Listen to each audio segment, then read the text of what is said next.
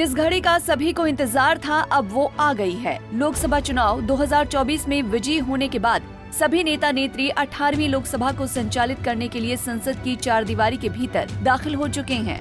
इसी के साथ संसद के पहले सत्र का आगाज भी हो चुका है। सबसे पहले दिन सदन में राष्ट्रगान का गायन हुआ। इसके बाद पिछले सदन के दिवंगत सदस्यों को नए सदन के सदस्यों ने श्रद्धांजलि दी। संसद सदस्य के रूप में प्रधानमंत्री नरेंद्र मोदी ने शपथ ली। पीएम को प्रोटेम स्पीकर भर्तृहरि महताब ने शपथ दिलाई। पीएम के शपथ लेने के बाद फिर से केंद्रीय रक्षा मंत्री बने बीजेपी के super senior leader Rajnath Singh ने भी संसद सदस्य के रूप में पद और गोपनीयता की शपथ ली है। एक बार फिर केंद्रीय गृह मंत्री बने बीजेपी चाणक्य अमित शाह ने भी संसद सदस्य के रूप में शपथ ली है।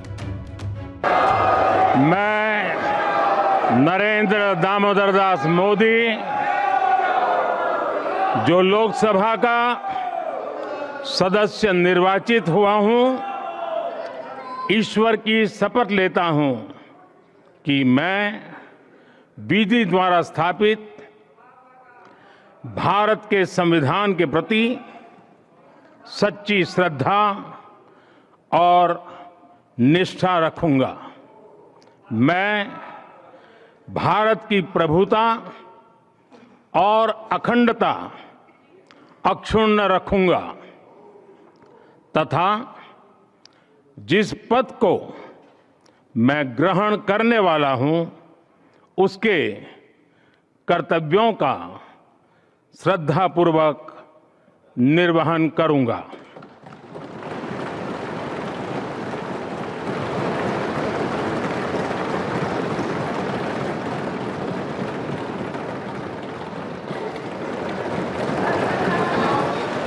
मैं राजनाथ सिंह जो लोकसभा का सदस्य निर्वाचित हुआ हूं, ईश्वर की शपथ लेता हूं कि मैं विधि द्वारा स्थापित भारत के संविधान के प्रति सच्ची श्रद्धा और निष्ठा रखूंगा।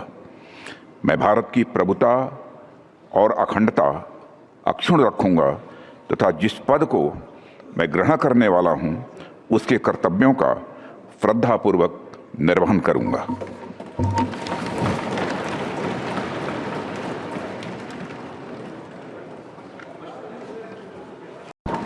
मैं अमित अनिल चंद्र शाह जो लोकसभा का सदस्य निर्वाचित हुआ हूं, ईश्वर की शपथ लेता हूं कि मैं विधि द्वारा स्थापित भारत के संविधान के प्रति सच्ची श्रद्धा और निष्ठा रखूंगा। मैं भारत की प्रभुता और अखंडता अक्षुण्ण रखूंगा तथा जिस पद को मैं ग्रहण करने वाला हूं उसके कर्तव्यों का श्रद्धापूर्वक निर्वहन करूंगा।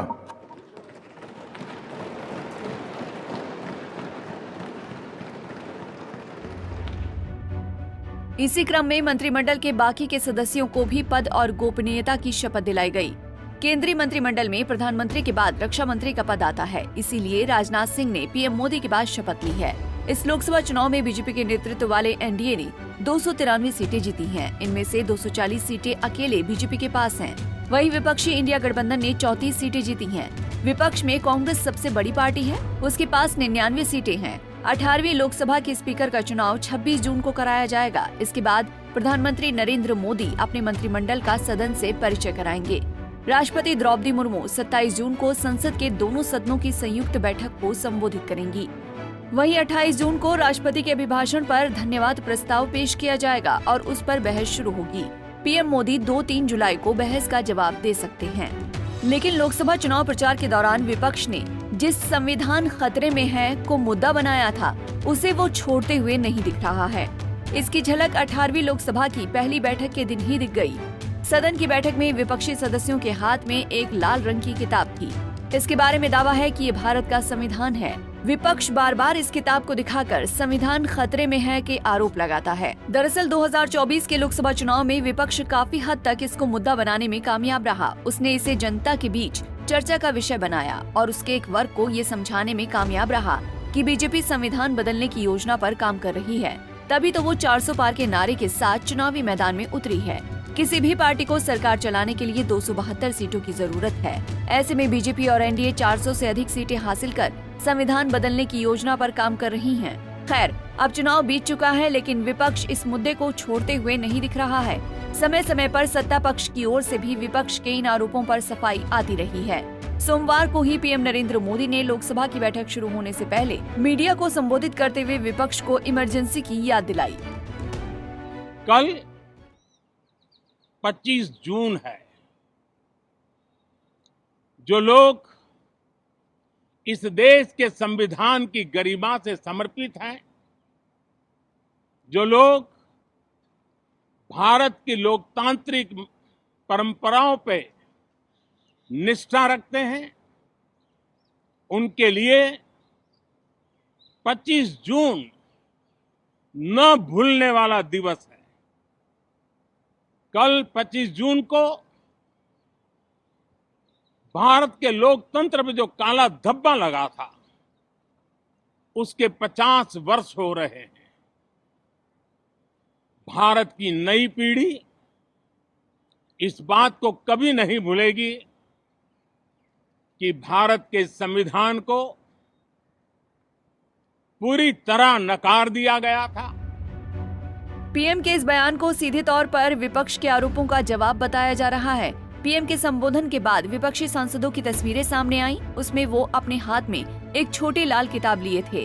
कांग्रेस संसदीय दल की अध्यक्ष और राज्यसभा सदस्य सोनिया गांधी, कांग्रेस नेता राहुल गांधी, पार्टी अध्यक्ष मल्लिकार्जुन खड़गे सहित तमाम विपक्षी सांसदों के हाथों में ये लाल किताब थी। ये वही लाल किताब है जिसको लेकर राहुल गांधी लगातार कहते रहे हैं कि उनकी पार्टी और इंडिया गठबंधन इस संविधान को मरते दम तक नहीं बदलने देगी।